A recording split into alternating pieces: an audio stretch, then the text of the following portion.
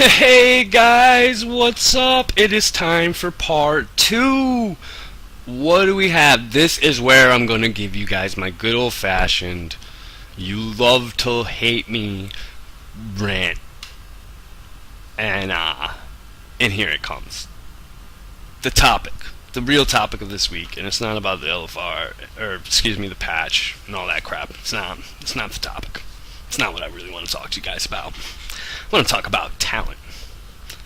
That's going to be the gist of tonight's show. It's going to be talent. And I just don't mean skill at pushing buttons here. I am talking specifically about talents. I see what you did there. Alright, so here we go. I opened up my book. I have absolutely no talents. I am a complete noob. I am a tank. And I want to prepare for a fight. And this is how I prepare for a fight. I don't necessarily go in and wipe the board. Chalkboard like I have today. And to prove it, I have no glyphs either. I have no glyphs, no talents. I have a specialization. I have decided to be, I'm going to be a tank. And this is what I'm going to do. And I'm going to come over here and I got talents and I don't know what to choose. Alright. I like the new talent system.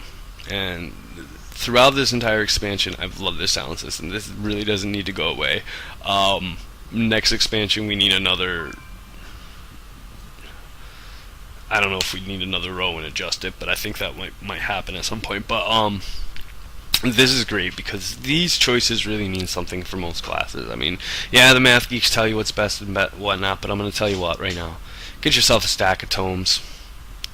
Be fucking smart, because something happened in Raid that left my jaw on the floor this week, and I want to talk about that. And that was, somebody mentioned to somebody else, I'm even just going to go ahead and call names on this one. You know, Hal says, Red, you know, do you use blazing something or other, some mobility spell, right? Red says, I've never heard of that. Hal says, well, it's a talent. You spec it. My jaw hits the floor, people. And this is why I'm going to rant a bit. My jaw hits the fucking floor. I mean, to quote a great comedic legend, you know, Bill Cosby, my Bubba Mavis on the floor. Like, literally, man. My shit's like I'm fucking a drooling idiot over here. Open up your books. Guys, you see this shit, you're watching this shit, open up your fucking spell books. Listen to me. Please. Open up your fucking books. Open up your fucking spell books. Open up your fucking talents. Take a look at your fucking glyphs. On a fight by fight basis. There are fights you're gonna want a mobility. Most, as far as I know, most of these talent trees have some sort of mobility tree, or tier, if you will. There's a mobility tier, and they're usually pretty early in the tier because you generally need them when you're early on. So here's the deal. I'm gonna go through mine. I'm gonna show you what I do, and you're gonna reapply what I do. I hope, if you don't already do this, I hope you will learn from this. I truly, truly do. Because open up your fucking talent books and open up your fucking spell books. Pardon my French. Here it is. My very first tier, this is my mobility tier. Now how they've addressed this tier for me was taking a mobility talent I already have and changing it. Somehow increasing its power in one way, shape, or form. So going across the first tier, I've got Juggernaut. This reduces the cooldown by 8 seconds, okay? It makes a 20-second cooldown 12 seconds, means I get more charges over a period of time, more per minute. Charge gives me rage and zip lines me. Everyone knows what fucking charge is, I ain't explaining it. Double time. Double time means I can use charge twice in a row, but each has its own separate 20-second recharge time. It will only grant rage every 12 seconds. So you use it one, you gotta wait at 8 seconds. Excuse me, wait 12 seconds. So either way, it's sort of like this. It works out to be the same time as Juggernaut on the Rage generation, but you can use a double charge in a clutch. This to me is very powerful on very specific fights. So what I'm going to do is, I should have said this prior. What I'm going to do is I'm going to take a look at all the fights, some of the fights in Todd or something like that, and describe what I would do. So I'm looking at my talent spells. I'm thinking about what do I know about the bosses. I'm going to take one that I do things differently on than most bosses. Okay, so coming into Council. Now Council has some interesting things that I was able to pick up on through the way I watch different videos for POV. I watch various Protection Warriors tank fights, and what I saw was that really struck me in only one video. Keep this in mind, only one video. This crazy fucking warrior was solo tanking the fight, and he was range tanking Marley with Spell Reflect. And I was like, oh, those spells are reflectable. I should dig up my spell book.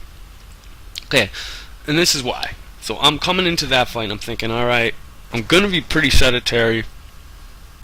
The only times I'm really going to charge are at one of the lowest spirits who's running away from me. I don't really have to charge around the field too much. Maybe I'll do some leap charges, do some damage, and then zipline back. But I generally won't need double time. I'm not going to be on any kind of ad duty. I'm not picking up mobs that are going to be spread across the room. So I'm going to take Juggernaut for that, right? I'm going to say, alright, Juggernaut's good. It's going to reduce my cooldown and make sure that that cooldown's up when a lowest spirit comes out, okay? So this tier really isn't going to matter on that fight, but I'm going to choose what I think is the best, and that's going to be the reduced cooldown. Next tier. Okay, this is going to be my self-healing tier. This is my self-heal. I'm going to look through now. I got Enraged Regeneration, which instantly heals me for 5% of my total health, and an additional 5% over 5 seconds. Can be used while stunned. This is a pretty big deal. Effects are doubled if used while enraged. So it has the same cooldown. It's a 1 minute cooldown. Has the same cooldown as my Berserker Rage, right? So here's my Berserker Rage. No, Berserker has a 30. Okay. So it enrages you, gives you some rage, increases damage done. So I can hit that, hit my Enraged Regeneration and my Last Stand, okay, and get a huge health boost, huge boost in heals, and heal myself up 20% of that health. And I tell you right now, I have over 1 million health, usually all buffed up when I pop that. So, you know, that's 200k health or so. 10k up front, 20k on the back end. Then I have Second Wind. This just dings and will tick as long as I'm below 35% health. It will get me up to 35% health and stop ticking. And it ticks for 33% of my health per second. This is actually a really powerful heal, and it has been a cause of much complaint, even though it by itself wasn't a big deal in PvP, but it caused a lot of complaint. And they've had a hard time tuning it and tuning everything around it. This is a powerful heal, but in Raid, you got healers on you. When you hit that 35% threshold mark, you know, you're usually getting a giant heal coming at you. It's just when you're a tank. I'm a tank. That's generally really what's going to happen. And then I have Impending Victory. Now, this is an interesting and pretty powerful heal, actually, because this goes in place of our Victory Rush. When we kill something, we get Victory Rush. We can heal ourselves. Now, Impending Victory takes Victory Rush and makes it a 30-second cooldown, and it heals 15% of my maximum health. It's a very powerful heal on a 30-second cooldown. You can use it and then not need it, and then need it and not have it. It's really good. This is actually really powerful because we have a glyph that increases its strength and healing, and we also, our 2-piece for tier 15, 2Ps gives us a random chance to proc it or refresh its cooldown. Okay, it's a really powerful spell, and I'm going to take it on that fight because I'm going to want to reliably heal myself when I'm eating Marley's Wrath, that I can't use my spell reflect button or interrupt. So I'm going to take that. That's going to make sense to me. Then I'm going to go down here. Now this is my offensive utility tier. This is an offensive utility tier, and what they did, again, like with Charge and with Impending Victory out of that the second tier, is take an existing spell and simply alter the way it works. Okay, or giving us a spell in its places, or giving us new spells, but it all has to, it's circled around our shouts, because warriors do shouts. So this is some ways we provide utility is through our shouts. So we can choose Staggering Shout. Now this causes all enemies within 20 yards to become, that are snared. So snared means they're slowed, right? So they're slowed down, and you can root them for 5 seconds. And if they get damaged, it may interrupt the effect, okay? It can break them. So it's alright.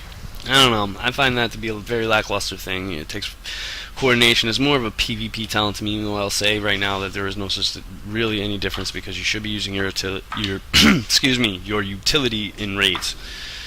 Alright, and this is how I'm going to show you how. So then, next to that, and I'm going to say I find this very lackluster. I probably have never, I expected this just to try. It's garbage. Piercing Howl. Now this is a good one. This one is you generally take it in PvP because it's an AoE snare. It will reduce movement speed of anything by 50% within its range. This is very powerful if you have to kite ads and you're by yourself as a warrior. Alright, if you get put on ad duty and you want to kite them. This is how you kite them. You want Piercing Howl. Next up we have Disrupting Shout. Disrupting Shout interrupts all spell casts within 10 yards and prevents any spell in that school from being cast for 4 seconds. So it's an interrupt. It's an AoE interrupt. This is a very, very powerful thing on any fight that allows for interrupts. So any fight ads you have to interrupt. So looking at the council fight, I am tanking Marley. I know my single spell reflect will work. I know that I can interrupt. So it's a no-brainer to pick up a second interrupt. It's just a no-brainer. Now, the next tier for me is going to be revolved around the damage I do, and it has to do with my AoE damage. This gives me a brand new spell to use for AoE. And first up, we have the ever fun and well-known Bladestorm. Well, I whirl around and do a bunch of damage to shit. And you can't slow me or stop me, basically. Right now it's susceptible to disarm. That's changing in 5.4. It will be undisarmable again and do a little bit more damage. They're buffing it up because this really hasn't been used in lieu of the next 2 talents I'm going to talk about. But however, Bladestorm is fun. It is fun. It really is. It's one of those things. I want to have fun. I'm going to take Bladestorm. Shockwave. Shockwave is a fun spell, and Protection Warriors used to be Protection exclusive. This is a frontal cone spell that does damage and stuns anything within that cone. And it's got a 10-yard range. This is a powerful stun. This is a very powerful utility and AoE spell. It requires positioning. I've fallen a little bit out of practice with using it because of the next talent, as you can all see. It's the Beautiful, my favorite. I'm going to talk about it in a second. But it can be very powerful, and there are fights that I would actually, or have tried, or would use Shockwave on. But however, Dragon's Roar, baby. Dragon's Roar suffers huge diminishing returns when there's really more than 4 targets. However, it is singly in the game, in my opinion, the biggest snap aggro generator in game. I use this for snap AoE aggro. This is when I have to get a huge group of spawning of ads that just spawn, like those big groups, and I need to not worry about my position, and I need to think Tortoise. Okay, Tortoise is a toss-up. Shockwave and Dragon Roar, both very powerful. Shockwave will do more damage and also provide help to the healers by stunning. However, the position required makes it a poor snap aggro tool.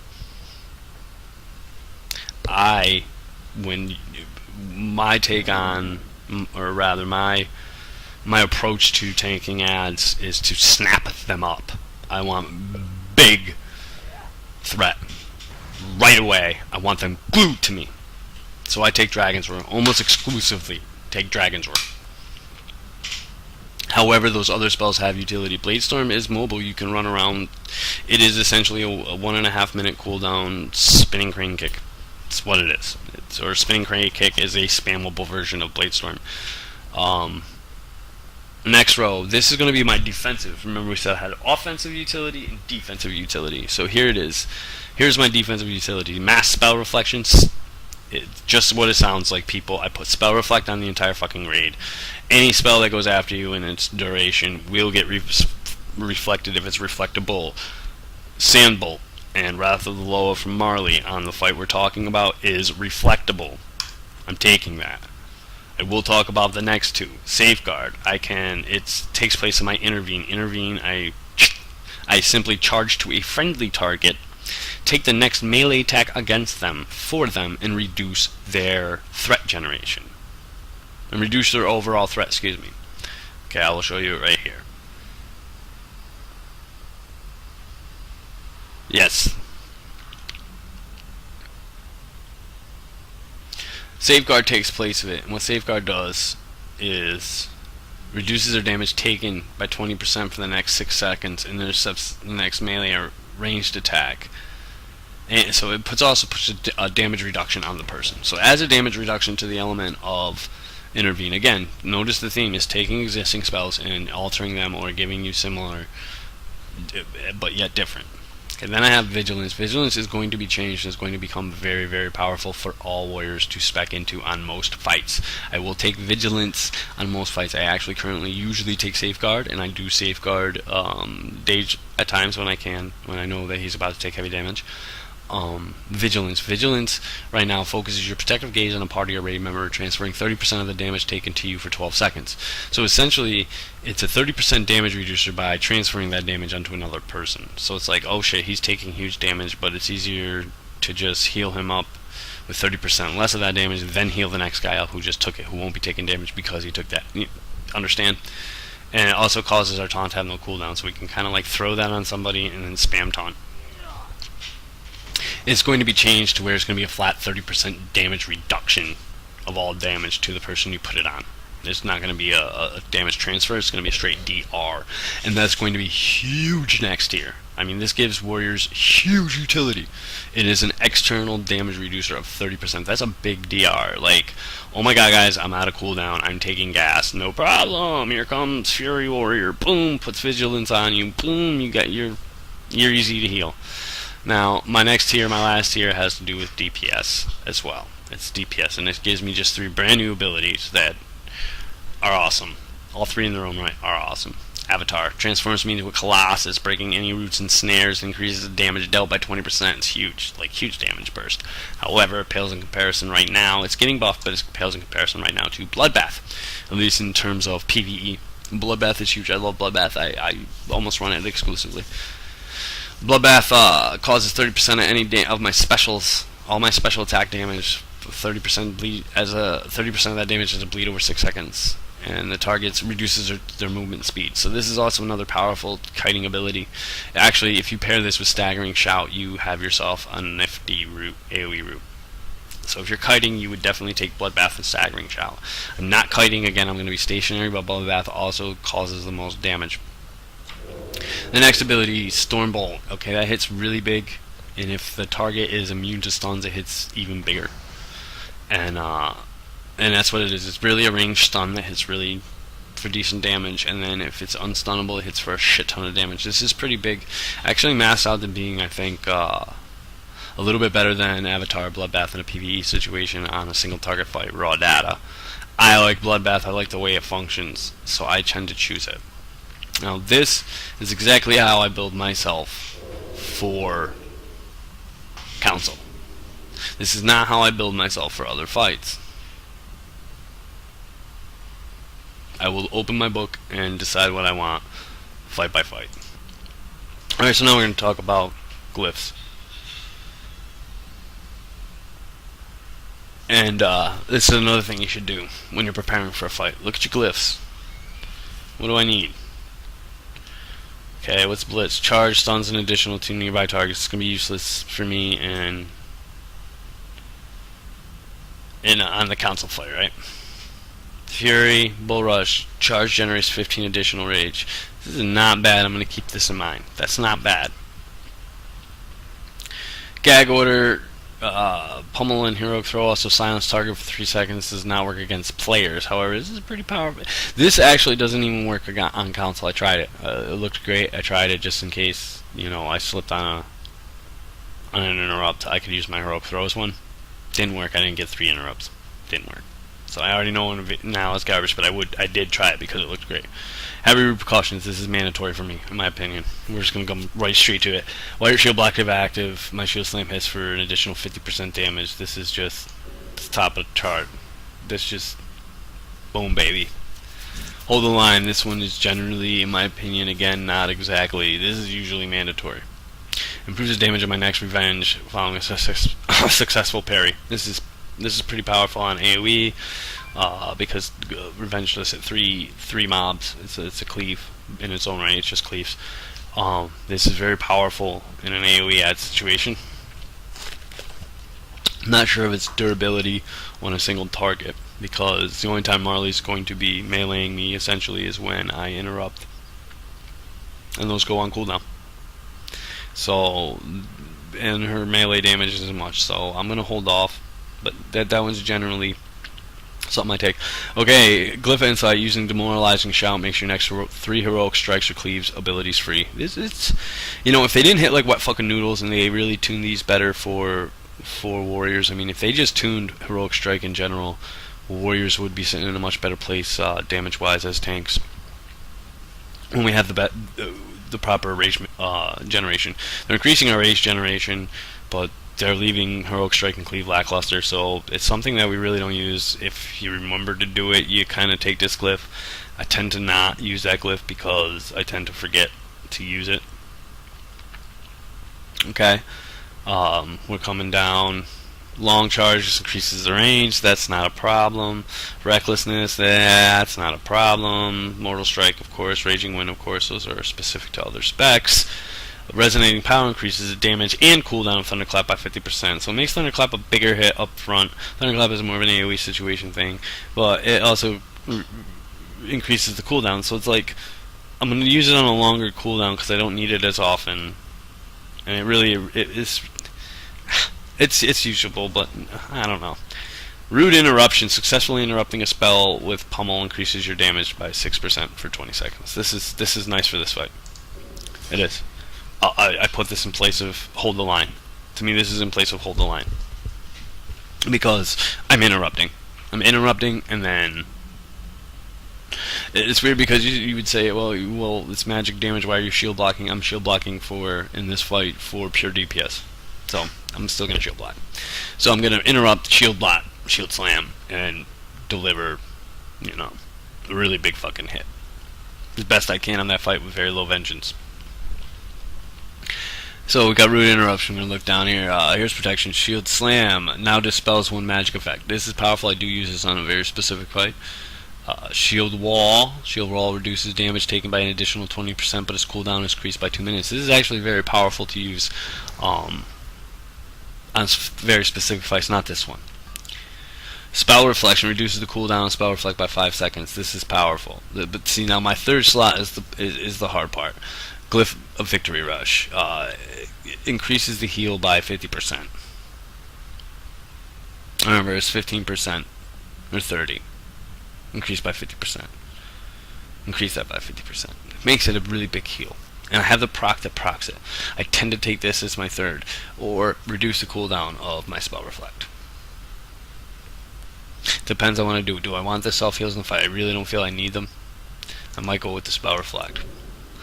Now our minors, these are cosmetic. I like Blazing Trail because I like people to see where I'm charging.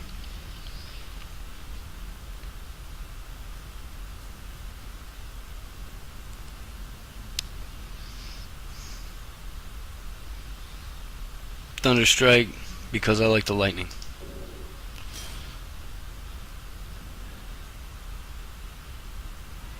I'm Burning Anger because I flash up and I know that I'm enraged. It's a nice little spell signal for me to be enraged. That's how I build, and that's it. That's all it takes. Open up your talents, take a look at what you got, figure it out fight by fight. Keep a stack of tomes in you when you come to raid night. Where's the rant? Here's the fucking rant. I don't want to ever hear again another person in this fucking raid to say, I haven't heard of a goddamn talent in your book. I don't want to hear, I don't have a spell in my spell book. Go through your spell book and look at everything you fucking got. Look at it all. Read it. Familiarize it. Make sure that you have that somewhere on a bar. Whether or not you keybind it, make sure it's anything that you can think of that you would ever possibly use in even the most minute situations. Put it on a bar somewhere so you have a visual to make yourself use it. Alright? Seriously, don't stop being derp, some of you. Open your fucking books, man. Do some reading. Go to the forums. Read up on your rotations and your stat weights. Y'all got the right attitudes now. Y'all know how to use some tools now. Now let's start using the talents. Now we're ready to start using the talents, alright? Let's fucking do this, man. Let's hit the ground running. We got 2 weeks. 2 weeks to wrap shit up and get in that fucking new shit and kick the shit out of it with some new friends. Because I'm serious. Like, I'm serious. I think we're better than this. We're better than we've been. Let's lock it up. Let's fucking lock and load.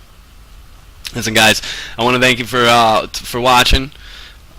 I'm gonna do a really brief third part for you. So it's gonna be up shortly after this one. I hope you've enjoyed the first two parts, and I hope you enjoy the third. The third is coming right from the heart, guys. Stay tuned.